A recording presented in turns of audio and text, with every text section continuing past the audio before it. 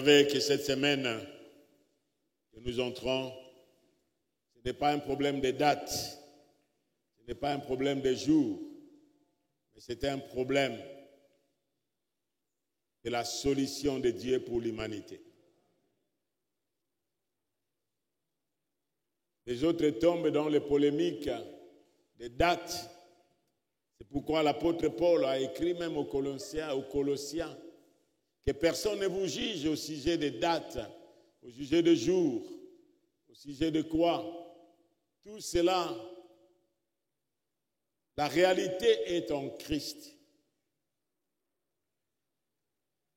La réalité est que Dieu a apporté une solution là où l'homme était incapable.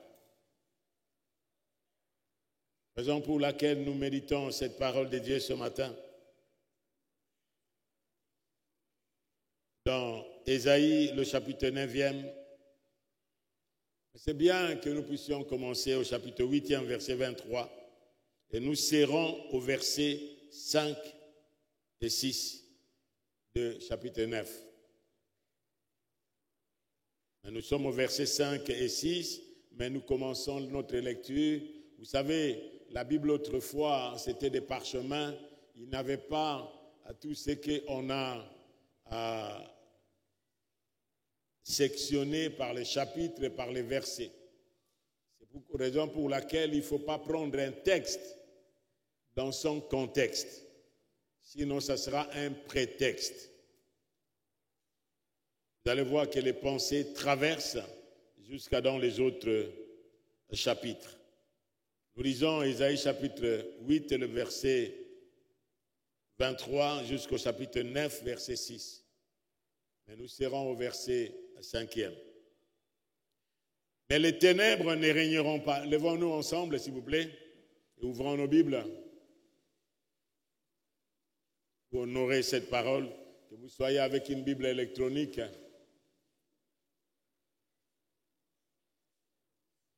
Je disais que nous commençons au chapitre 8, le verset 23, mais nous serons au verset 5 et 6 après. Ok, lisons ensemble. Mais les ténèbres ne régneront pas toujours sur la terre. Où il y a maintenant quoi? De l'angoisse.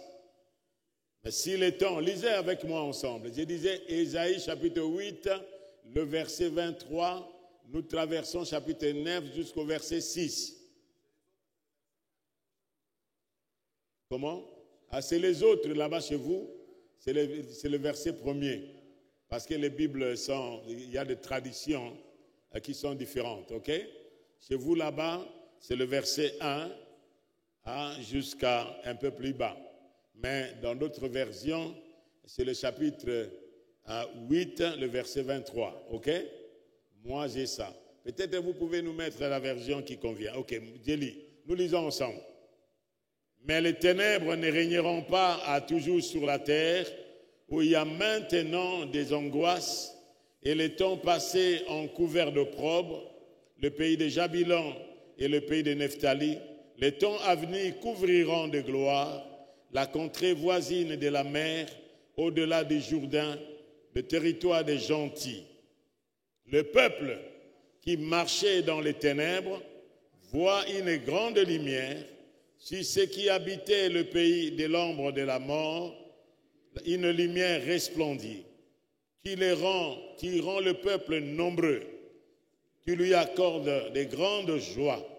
Il se réjouit devant toi, comme on se réjouit à la moisson, comme on pousse des cris d'allégresse au partage du butin. Car le joug qui pesait sur lui, le bâton qui frappait son dos, la verge de celui qui l'opprimait, tu les brises comme à la journée de Madian. Car toutes chaussures qu'on a portées dans la mêlée, tous vêtements guerriers roulés au sang seront livrés aux flammes pour être dévorés par le feu. Ensemble, lisons à haute voix, car un enfant nous est né, un fils nous est donné, et la domination reposera sur son épaule. On l'appellera admirable, conseiller, Dieu puissant, Père éternel, Prince de la paix, donne à l'empire l'accroissement et une paix sans fin au trône de David et à son royaume, l'affermir et le soutenir par le droit et par la justice, dès maintenant et à toujours. Voilà ce que fait là le zèle de l'Éternel. Nous disons Amen. Veuillez vous rasseoir, merci. L'incarnation, la solution de Dieu pour le salut de l'humanité. Bien-aimés frères et sœurs, il y a d'autres textes qui viendront, mais Dieu lui-même avait prévu dans Ésaïe chapitre 7e, plus de 700 ans avant la naissance de Jésus-Christ, Ésaïe avait prophétisé comme ceci. Il y avait le roi Akaz, qui était en guerre. Et Ésaïe lui avait dit, demande un signe, l'Éternel parla de nouveau à Akaz. Ça c'est le chapitre 7, le verset 10. L'Éternel parla de nouveau à Akaz, c'est-à-dire il lui avait parlé.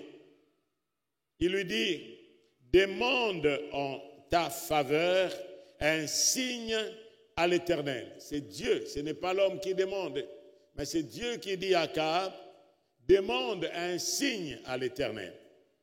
Ton Dieu, demande-le, soit dans les cieux, dans les lieux, soit dans les lieux bas, soit dans les lieux élevés, soit dans le lieu bas, soit dans les lieux élevés. Akaz répondit, je ne demanderai rien, je ne tenterai pas l'Éternel. Ésaïe dit, alors, écoute donc, maison de David, est-ce trop peu pour vous de lasser la patience des hommes, que vous lassiez encore, serfs de mon Dieu, Dieu qui est patient. C'est pourquoi le Seigneur lui-même vous donnera un signe. Le Seigneur lui-même vous donnera un signe. Voilà, la jeune fille deviendra enceinte. Elle enfantera un fils et elle lui donnera le nom d'Emmanuel. Amen. Elle lui donnera le nom d'Emmanuel, ce qui veut dire Dieu avec nous. Al-Maha, en hébreu, Al-Maha. Le mot jeune fille, Al-Maha, peut signifier aussi une vierge, soit une jeune femme avant le mariage. Voilà, Dieu lui-même prévoit que c'est lui qui va apporter le salut à l'humanité. C'est pourquoi, frères et sœurs, lorsque nous parlons de l'œuvre de Christ, nous voyons l'œuvre de Christ de la naissance jusqu'à dans la gloire. Il y a des étapes, parce que sans l'incarnation, il n'y aurait pas la mort à la croix. Et sans la mort à la croix, il n'y aurait pas la résurrection. Et sans la résurrection, il n'y aurait pas l'ascension. Et sans l'ascension, il n'y aurait pas le retour en gloire de Jésus-Christ. C'est pourquoi l'œuvre de Dieu est complète. C'est pourquoi Jésus-Christ lui-même disait, tout est accompli. Amen. Amen. Ici, frères et sœurs, c'est Dieu lui-même qui veut donner un signe à l'humanité pour connaître ce qui s'est passé à Bethléem ces jours-là, pour savoir ce qui s'est passé à la croix, à Bethléem, à la croix et dans la tombe et à la résurrection.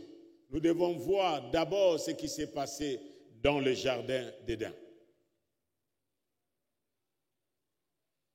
Lorsque nous considérons l'œuvre de Christ, lorsque nous avons cette vision, cette perspective de l'œuvre complète de Jésus-Christ, notre foi ne sera pas une foi qui est clopie. Ça ne sera pas une foi à dents de scie, notre foi sera constante. Est-ce que quelqu'un m'entend, s'il vous plaît?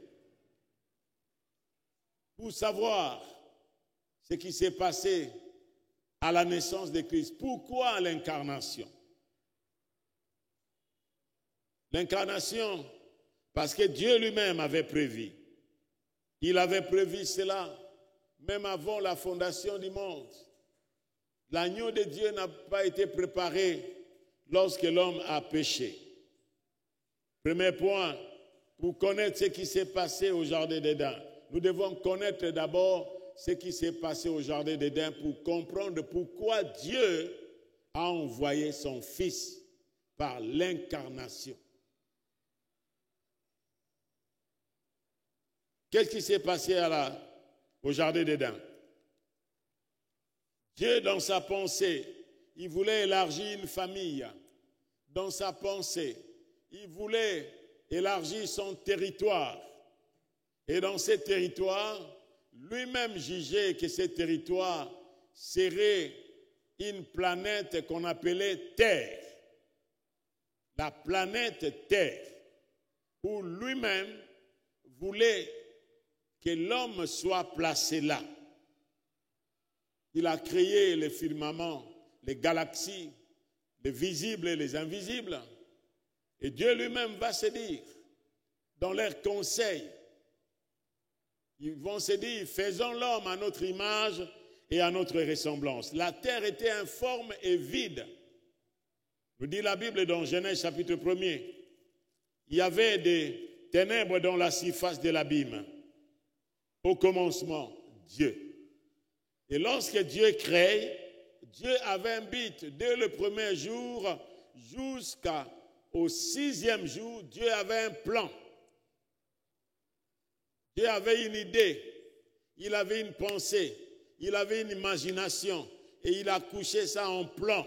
Voilà le premier jour. Et voilà le deuxième jour. Voilà le troisième jour. Jusqu'au 6e jour. C'est le jour où lui-même va accomplir ce qui était dans son cœur.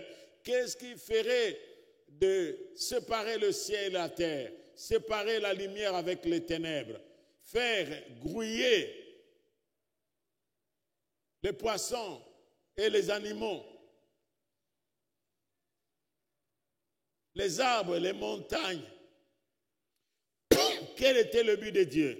C'est pourquoi vous voyez David dire ceci. David est dans les psaumes, le chapitre 8e.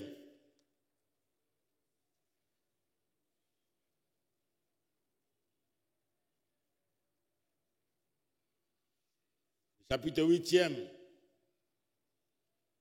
Qu'est-ce que David dit, le verset 4e? Quand je contemple les cieux, ouvrage de tes mains, la lune et les étoiles que tu as créées. Qu'est-ce que l'homme pour que tu te souviennes de lui? Et le Fils de l'homme pour que tu prennes garde à lui. Lisez avec moi le verset 6. Il a fait des paix inférieurs à qui?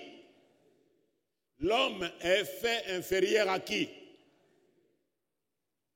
Mais je ne vous entends pas. Vous êtes inférieur à qui? Et tu l'as couronné de quoi? De gloire et de magnificence. Tu lui as donné la domination sur les œuvres de tes mains. Tu as tout mis sous ses pieds. Piétinons cette terre. Tu as tout mis sous ses pieds. Dieu a tout mis sous le pied de l'homme. Le brebis comme le bœuf, les animaux de champ, les oiseaux du ciel et les poissons de la mer, tout ce qui parcourt les sentiers de la mer. Éternel notre Dieu, que ton nom est magnifique sur toute la terre. Nous disons Amen. Qu'est-ce que l'homme? C'est pourquoi il y a un chant que nous chantons. Quand je vois les cieux, œuvre de tes mains, la lune, les étoiles que tu créas. Quand je vois les cieux, œuvre de tes mains, la lune, les étoiles que tu créas. Qu'est-ce que l'homme, ô Éternel? Qu'est-ce que l'homme, ô Éternel? Qu'est-ce que l'homme, ô Éternel? Qu'est-ce que l'homme, ô Éternel? Qu'est-ce que l'homme éternel? Pour que tu prennes garde à lui quand je vois. Voilà, l'homme, il chante. Qu'est-ce que l'homme? Vous êtes si faible.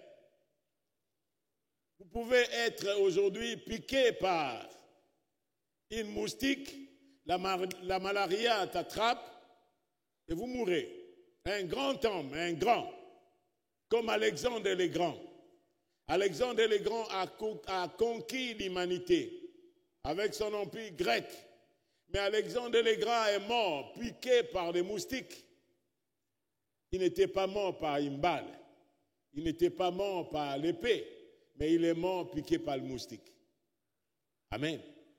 Aujourd'hui, il y a une virus invisible qui ne se voit pas, qui est en train de terroriser l'humanité. Aujourd'hui, nous avons des masques parce que la contagion passe par le nez, par la bouche.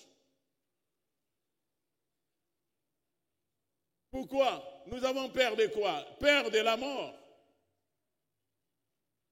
Mais qu'est-ce que l'homme, Seigneur?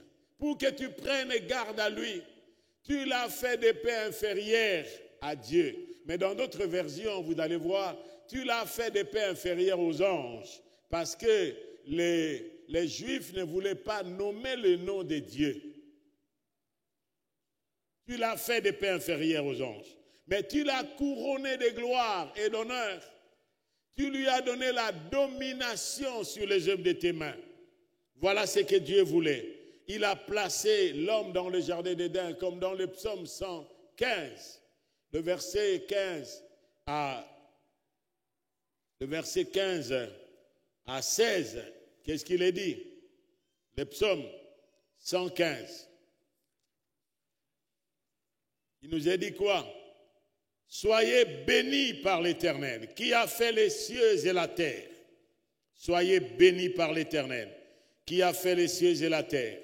Verset 16. Les cieux sont les cieux de l'Éternel, mais il a donné la terre à qui? Au Fils de l'homme.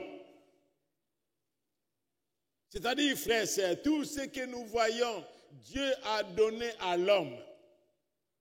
Et quand Dieu a donné à l'homme cela, il a donné cela légalement. Dieu a sa jurisprudence. Il y a les femmes et les hommes aujourd'hui, lorsqu'ils parlent, moi je vois dans les réseaux sociaux, ils nous parlent. Noël, c'est la fête des païens.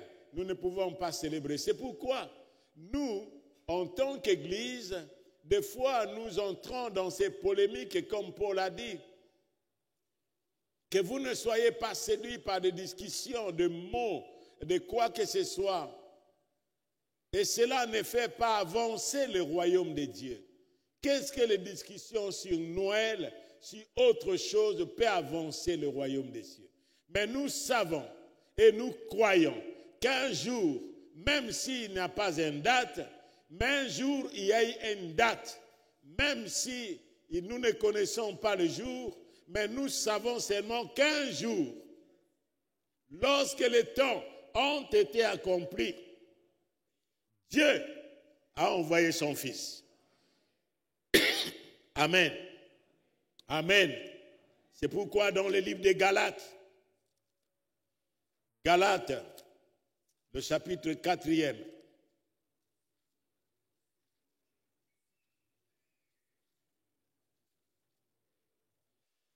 Galates chapitre 4.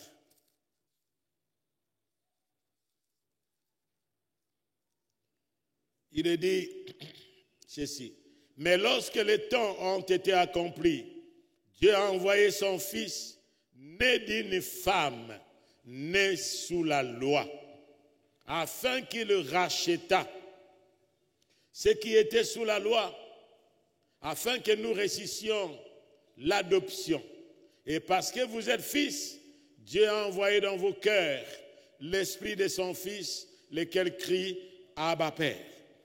Ainsi tu n'es plus esclave, mais tu es fils.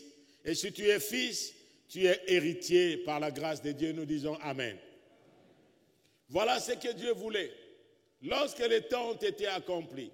Pourquoi? Parce que l'homme que Dieu a créé, il a placé en lui donnant la domination sur toutes choses, en lui donnant de contrôler une autre voie que la voie que Dieu lui voulait. L'homme s'est livré lui-même. Et vous connaissez l'histoire, nous ne pouvons plus revenir là-dessus parce qu'il y a certains enfants de Dieu qui se disent, mais si Dieu savait que l'homme allait pécher, pourquoi il a créé Satan?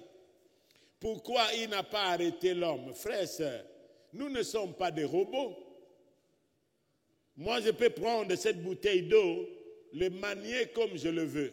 Mais je ne peux pas vous manier, je ne peux pas vous utiliser comme je veux. Sauf aujourd'hui dans le monde où les hommes que Dieu a créés à son image sont utilisés par les autres hommes, sont manipulés par les autres hommes, sans penser qu'ils sont des créatures de Dieu. Vous n'avez pas été créés à l'image d'un homme. Mais vous avez été créés à l'image de qui? Vous avez été créés à l'image de qui? Si vous avez été créés à l'image de Dieu, pourquoi vous êtes manipulés par un autre homme? Ce n'est pas un homme qui m'a créé. C'est pourquoi nous voyons dans la parole de Dieu, lorsque Daniel, le roi, a donné un édit qu'il n'y ait pas de prière à Babylone, qu'il n'y ait pas de prière, compris seulement le roi, compris seulement l'empereur, compris celui adressé des prières à lui. Est-ce que lui est Dieu? Daniel s'est renfermé et il a commencé à prier 3 fois par jour. On lui a accusé, on lui a amené et on l'a jeté dans la fosse aux lions. Mais parce qu'il a dit que ce n'était pas une désobéissance, ce n'est pas comme aujourd'hui où les gens injurient les rois, injurient les chefs, injurient les parents, injurient qui que ce soit. Ce n'est pas cela. Mais il a dit seulement, ô roi, vis éternellement. Je ne peux ne pas obéir. Ce qui me met en communion avec Dieu, c'est la prière. Ce qui me met en relation avec Dieu, c'est l'intercession, c'est la louange, l'adoration. Pourquoi me priver de ne pas adorer celui qui m'a créé à son image? Meshach et Abednego ont été jetés aussi dans le feu. Il y a des chrétiens qui ont été jetés dans les arènes des lions. Pourquoi? Parce qu'ils savaient qu'ils étaient créés à l'image de Dieu. Amen. Pose la question à quelqu'un. Es-tu créé à l'image de Dieu? Pose la question à quelqu'un à côté de vous. Es-tu créé à l'image de Dieu?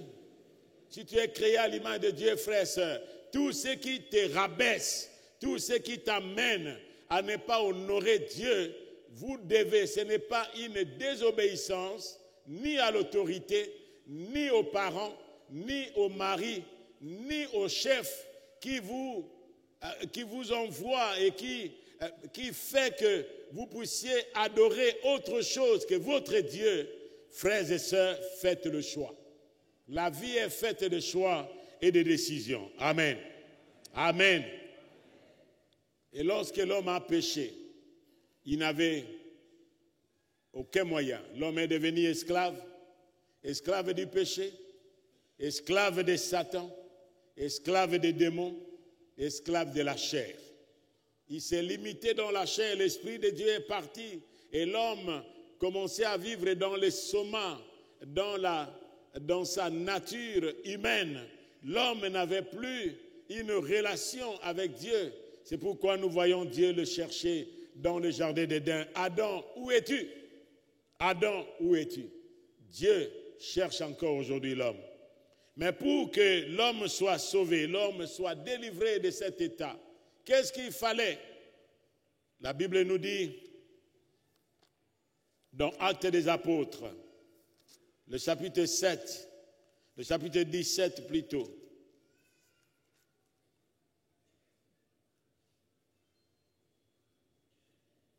le verset 26. Actes des apôtres. Il a fait que tous les hommes sortis d'un seul sang habitassent sur toute la surface de la terre, ayant déterminé la durée des temps et les bornes de leur demeure. Il a voulu qu'ils cherchassent le Seigneur, qu'ils s'efforçassent de le trouver en tâtonnant, bien qu'il ne soit pas loin de chacun de nous. Car en lui nous avons la vie, le mouvement et l'être. Raison pour... C'est qu'ont dit aussi quelques-uns de vos poètes. De lui nous sommes la race. Ainsi donc, étant de la race de Dieu, nous ne devons pas croire que la divinité soit semblable à de l'or, à de l'argent ou à de la pierre sculptée par l'art de l'industrie de l'homme. Dieu, sans tenir compte des temps d'ignorance, annonce maintenant à tous les hommes, en tout lieu, qu'ils aillent à se repentir, parce qu'il a fixé un jour où il jugera le monde selon la justice, par l'homme qu'il a désigné, c'est dont il a donné à tous une preuve certaine en les ressuscitant des morts. Qui est revenu de la mort à la vie? C'est Jésus. Il a fait, verset 26, que tous les hommes qui habitent sur la surface de la terre sont issus d'un seul sang. Frères et sœurs, c'est pourquoi il y a quelqu'un qui a dit, nous sommes dans ce monde des frères et des sœurs. Et tous, nous sortons tous, nous sommes comme des cousins. Après que Dieu ait détruit l'humanité, il a suscité un homme, Noé. Noé a eu des enfants. C'est pourquoi on est comme des cousins et des cousines. Pourquoi détruire l'âme de ton frère? Pourquoi détruire l'âme de ta sœur? Il a fait que tous les hommes sur la planète de terre sont issus d'un seul sang. Le problème n'est pas dans la peau, mais le problème est dans le sang. Le sang qui circule dans notre corps, 45 tours par minute, frères et sœurs, nous avons ce même ADN, toute l'humanité. Et lorsque ce sang a été corrompu par le péché, l'homme qui pouvait sauver qui? C'est ça le problème. Qui pouvait sauver qui? Si tous ceux qui sont sur la surface de la terre sont issus d'un seul sang, c'est-à-dire d'une seule personne, qui pouvait sauver qui? Qui pouvait délivrer qui? Qui pouvait racheter qui? Raison pour laquelle dans les psaumes 49, psaume 49,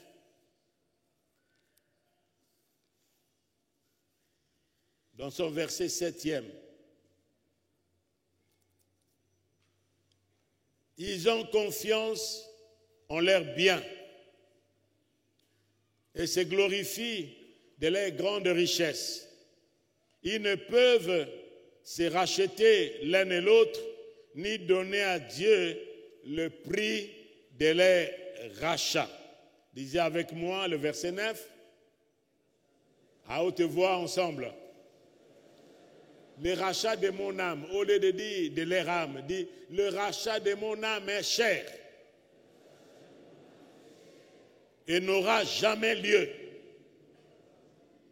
Le rachat de votre âme est cher. Il se glorifie de leurs grandes richesses. C'est pourquoi, frères et sœurs, il y a eu autrefois, comme Luther a écrit ce qu'il avait écrit dans le temple, il est allé afficher dans le temple, dans ses basiliques pour déclarer la réforme, pour dire qu'il n'y a pas d'autre salut que par celui qui est mort et ressuscité. Frères et sœurs, aujourd'hui, nous parlons de la croix, nous parlons de la résurrection.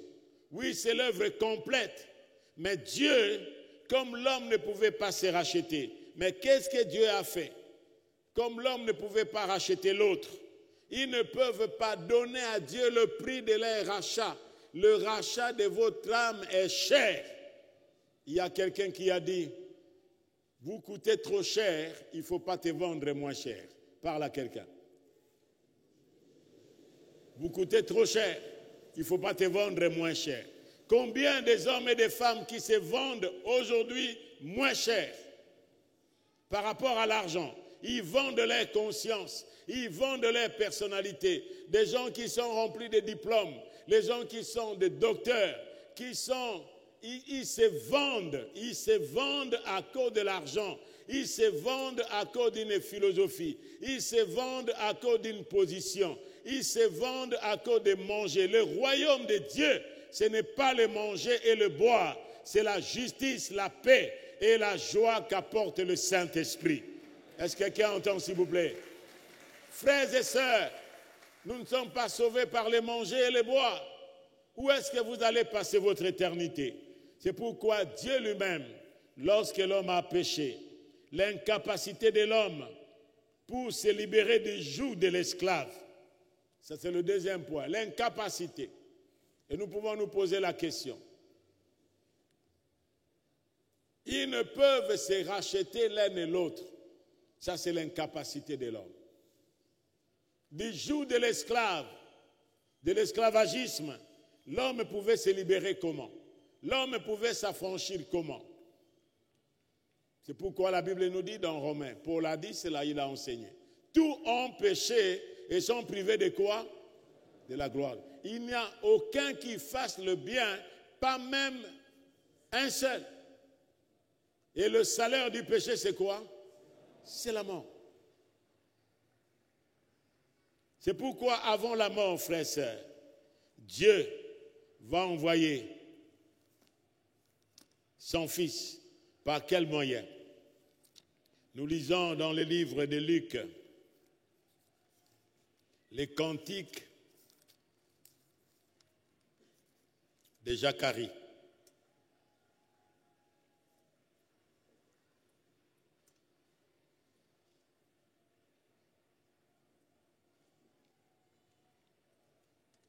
C'est pourquoi il faut lire la Bible, frères et sœurs. L'impossibilité de l'homme, l'incapacité de l'homme de se libérer soi-même. Zacharie était rempli du Saint-Esprit. Luc 1, le verset 68. Béni soit le Seigneur, le Dieu d'Israël, de ce qu'il a visité et racheté son peuple. Et nous a suscité qui? Il nous a suscité un puissant sauveur dans la maison de qui? Dieu avait promis à David qu'il aura un fils qui va succéder sur son trône comme roi. Et comme il avait annoncé par la bouche de ses saints prophètes de temps anciens, verset 71, 71, lisons ensemble. Un sauveur qui nous délivre de qui? De nos ennemis. Et de la main de qui? De tous ceux qui nous haïssent.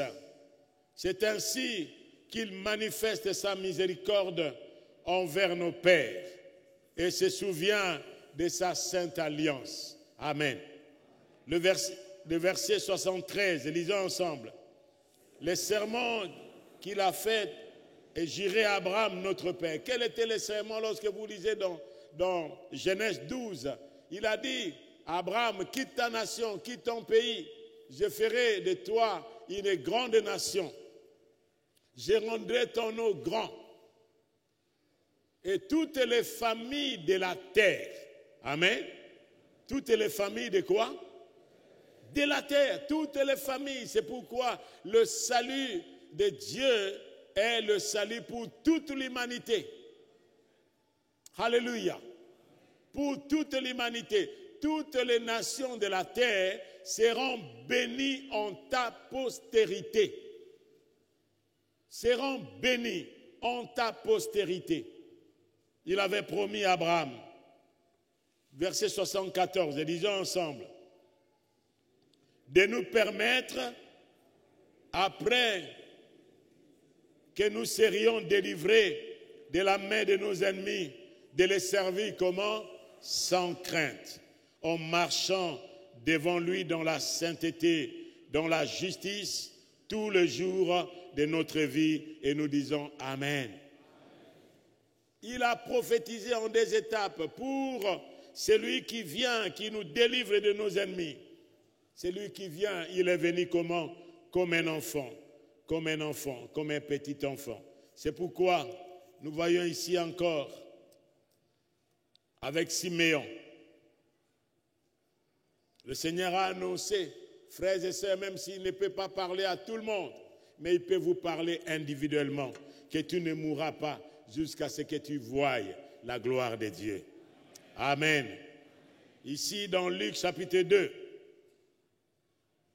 Jésus a été présenté au temple. Et comme il a été présenté au temple, il y a eu un homme qui s'appelait Siméon. Cet homme était juste. Luc 2, à partir du verset 25, était juste et pieux. Il attendait la consolation d'Israël. Et l'Esprit Saint était sur lui. Il avait été, comment? Divinement averti, verset 26. Il était divinement averti par le Saint-Esprit. C'est pourquoi nous devons avoir une relation avec Dieu par le Saint-Esprit qui peut nous avertir, frères et sœurs, même si autour de vous, des choses ne marchent pas, mais le Saint-Esprit peut vous avertir que ça marchera, ça marchera, ça marchera, ça ira bien parce que moi je suis là. Il était divinement averti par le Saint-Esprit qui ne mourrait point avant d'avoir vu le Christ, le Seigneur. Il vient au temple poussé par l'Esprit et comme les parents apportaient le petit enfant Jésus pour accomplir à son égard ce qu'ordonnait la loi, il est reçu dans ses bras. Alléluia. Il est reçu comment? Dans ses bras. Oui, lui a reçu Jésus qui est humain dans ses bras. Mais nous aujourd'hui, nous recevons Jésus comme notre Sauveur et Sauveur, notre Seigneur, notre Sauveur et Seigneur. Parce que la Bible nous dit à tous ceux qui l'ont reçu, à ceux qui croient en son nom, elle a donné le pouvoir de devenir qui? Enfants de Dieu. C'est-à-dire nous pouvons recevoir Jésus aussi. Parce que divinement averti, le Saint-Esprit nous a convaincus que c'est lui le sauveur de l'humanité. Il n'y a de salut en aucun autre nom. Il est reçu dans ses bras, bénit Dieu et dit, lisez avec moi le verset 29. Maintenant, Seigneur, tu laisses ton serviteur aller en paix selon ta parole, car mes yeux ont vu ton salut, le salut que tu as préparé devant tous les peuples, la lumière pour éclairer les nations et la gloire d'Israël et ton peuple. Nous disons Amen, acclamons le Seigneur. Oh Seigneur, je ne mourrai pas avant que je ne voie ce que le Seigneur va faire dans ma vie, ce qu'il va faire dans ma famille, ce qu'il va faire dans mes enfants, ce qu'il va faire dans notre nation. Ne mourrez pas avant le temps, ne mourrez pas. Voilà le but de l'incarnation, frères et sœurs. Pour nous délivrer de nos ennemis. Mes yeux ont vu ton salut. Il tenait encore l'enfant. Comment il savait qu'il avait le salut entre ses mains? C'est pourquoi, attention, jeunes filles, jeunes garçons, papa et maman, vous qui commettez des avortements, les avortements sont aujourd'hui légalisés. Vous ne savez pas qu'est-ce que serait ce petit enfant qui est conçu là, qui est comme le tétard d'une grenouille. Vous ne savez pas, ce n'est pas seulement le sang qui sort, mais c'est la vie qui sort. C'est la vie que vous tuez, c'est la vie que vous détruisez. Vous ne savez pas ce que cet enfant serait. Il serait une bénédiction, non pas seulement pour votre famille, mais cet enfant serait une bénédiction pour les autres. Dites à quelqu'un, vous êtes une bénédiction pour un grand nombre. Parlez bien à quelqu'un, vous êtes une bénédiction. Salut que tu as préparé devant tout le peuple, lumière pour éclairer les nations, la gloire d'Israël est ton peuple. Frères et sœurs, comme vous me regardez là, vous n'êtes pas n'importe qui. Ne vous considérez pas par rapport aux choses de ce monde matériel. Ne vous considérez pas. Considérez-vous par rapport à la vision de Dieu, de ce que Dieu vous regarde, de ce que Dieu vous voit. Aujourd'hui, parmi vous, il y a quelques-uns qui sont venus ici parce qu'il y a un frère ou une sœur qui vous a présenté Christ un jour et vous êtes sauvés maintenant. Vous êtes en route vers l'éternité. Frères et sœurs, et vous, qu'est-ce que vous faites pour les autres autour de vous? Salut pour l'humanité. Salut pour les autres. Dieu seul a intervenu par l'incarnation. Amen. Je termine ici dans Hébreux, chapitre 1er. Alléluia. Hébreux, chapitre 1er. Le verset 1er. Après avoir autrefois, à plusieurs reprises et de plusieurs manières, parlé à nos pères par des prophètes, Dieu, dans les derniers temps, nous a parlé par le Fils qu'il a établi héritier de toutes choses, par lequel il a aussi créé le monde, et qui étant le reflet de sa gloire, l'empreinte de sa personne, et soutenant toutes choses par sa parole puissante, a fait la purification du péché et s'est assis à la droite de la majesté divine, dans le lieu très haut, devenu d'autant supérieur aux anges. Il a hérité d'un nom plus excellent que le leur, car aucun des anges a-t-il jamais dit « Tu es mon fils ». Je t'ai engendré aujourd'hui, et encore, je serai pour lui un père, et il sera pour moi un fils. Et lorsqu'il introduit de nouveau dans le monde, lorsqu'il introduit de nouveau où? Il lui introduit de nouveau, c'est-à-dire il existait. Amen. Il a introduit son fils dans le monde. Le premier-né, il dit que tous les anges l'adorent. Et de plus, il dit aux anges, c'est lui qui fait des anges des vents et des serviteurs une flamme de feu. Mais il a dit au Fils, ton trône, ô Dieu, qui appelle le Fils Dieu? Wow. Qui appelle le Fils Jésus Dieu? Est-ce que Jésus est Dieu? Qui l'appelle Dieu? Il dit au Fils, ton trône, ô Dieu, alléluia, est éternel, et le sceptre de ton règne est un sceptre d'équité. Tu as aimé la justice, tu as haï l'iniquité. C'est pourquoi, ô Dieu, ton Dieu t'a oint d'une huile de joie au-dessus de tes égaux. Alléluia. Et encore, il dit, toi, Seigneur, tu as aussi, toi, Seigneur, tu as au commencement fondé quoi? C'est que Jésus était quand Dieu créé. Oh Seigneur. Tu as aussi fondé la terre et les cieux sont l'ouvrage de quoi? De ses mains. C'est pourquoi Jésus contrôle toutes choses, frères et sœurs.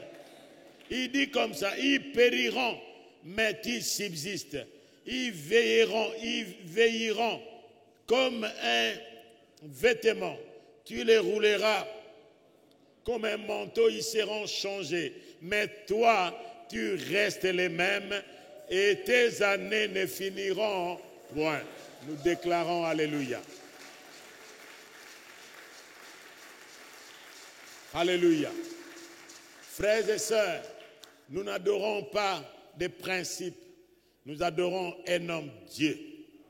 Nous adorons Dieu fait homme, qui est venu dans ce monde comme un bébé, un petit enfant qu'on a tenu entre ses mains. Le Créateur de toutes choses était pris par la main de ses parents. Mais un jour, il est né pour nous délivrer.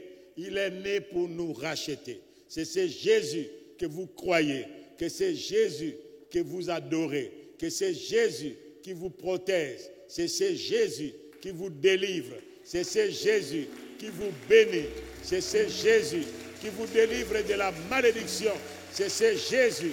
Et nous croyons à ce Jésus, à ce Jésus. Il n'y a pas un autre nom qui est au-dessus de son nom. Il n'y a aucun autre nom. C'est pourquoi, frères et sœurs, n'ayez point honte de cette bonne nouvelle de Jésus-Christ. Levons-nous ensemble.